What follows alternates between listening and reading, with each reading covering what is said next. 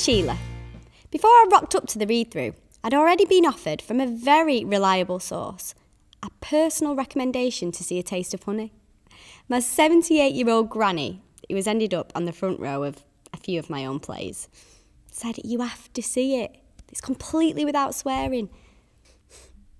So I have to admit, when I turned up last Monday, I was expecting some sort of history lesson about how bad things were then. Oh, thank goodness things aren't like that now, sort of thing. But I was completely wrong. Life back then is captured so vibrantly in your play. Your words revive a bygone era in my head. Era of slums, prejudice, extreme poverty, and yet so much seems to have stayed the same. In 2014, families in Hull are unable to make ends meet, call on food banks, extreme right-wing parties are rising in popularity, jobs are hard to come by for young people, and A-levels and degrees don't seem to make much difference. What's more, some theatres appear as disconnected from everyday life as they did to you 56 years ago when you wrote A Taste of Honey. Even though you were writing almost 6 decades ago, you managed to say so much more about the world than many playwrights ever could. Don't worry, Sheila. Your play's in safe hands. Lydia.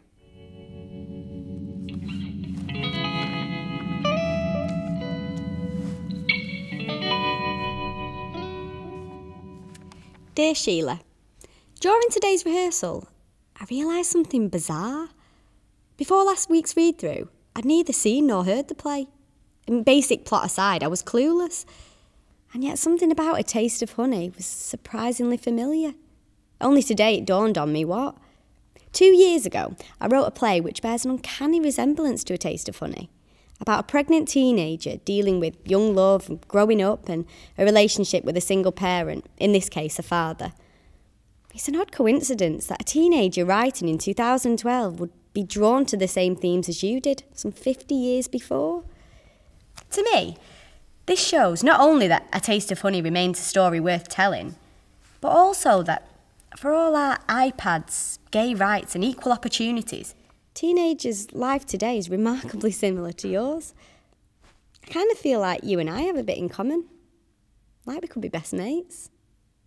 Lydia.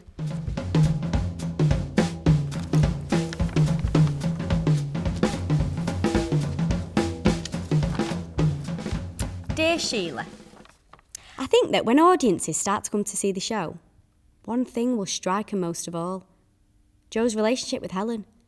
I mean, some writers would have played up the laughs, some would have highlighted that unique, tender bond between single mother and only child.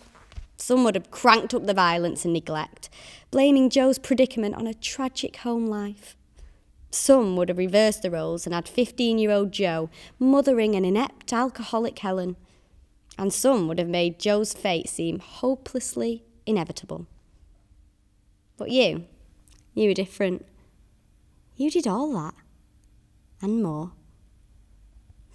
I always think that the best plays are the ones where the characters aren't super sympathetic or utterly hateful. What real people are. If a play captures both the wonderfulness and hatefulness of a human being on stage, then it breaks down that boundary between theatre and life.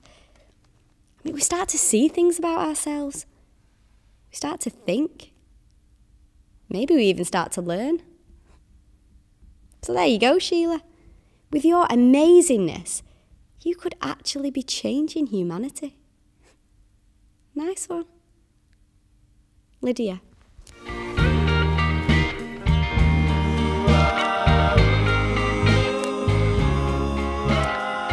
Dear Sheila, this week, because of you, I realised something.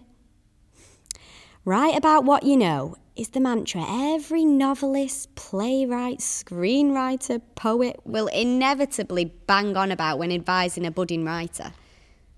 But it's always annoyed me that.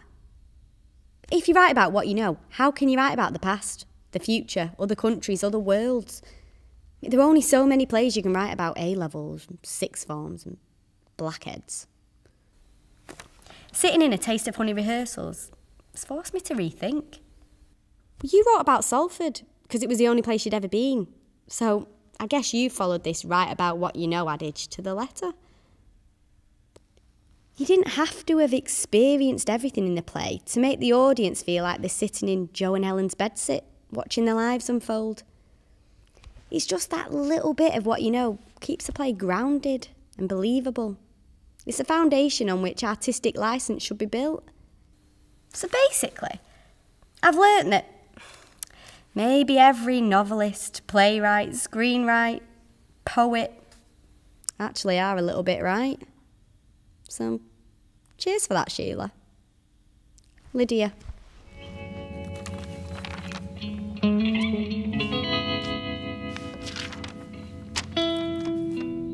Dear Sheila, I want to ask you about endings, but in case this very personal letter gets intercepted, I'll try not to give away any spoilers. Endings are important. A really good ending can save a really crappy play, and a really bad one can ruin everything. Problem is, I never know how to end things, how to tie them up. Well, sometimes I think I know, but then the characters change in my head and do things I didn't expect them to do. So when I get to the end, my original conclusion no longer fits. So I sit there for hours, knowing that I just have a few more lines to write, but not knowing what the hell they should be. Did you have the same problem with A Taste of Honey? I mean, certainly you couldn't opt for a rom-com style. Baby born just as Jimmy walks through the door and takes Joe in his arms, sort of thing. Well, that would ruin it. But kill Joe off, have him murder Helen, and that takes you into a different track entirely. All that rich, dark humour is gone. Truth is, A Taste of Honey has no natural conclusion. You get the impression Joe's problems aren't going to stop when the baby's born, but she's never going to get Ellen out of her life for good. They're simply going to carry on in the same way, making the same promises, mistakes and apologies again and again. The challenge as a writer is to end with something evocative but not definitive, poignant but not sensationalised, unexpected but not life-changing. And I reckon that's exactly what you've done with A Taste of Honey. Your ending's mint. Lydia. P.S. I think I'm going to stop writing to you now. 5 letters down, I haven't had a reply. I'm starting to feel a bit desperate. Cheers.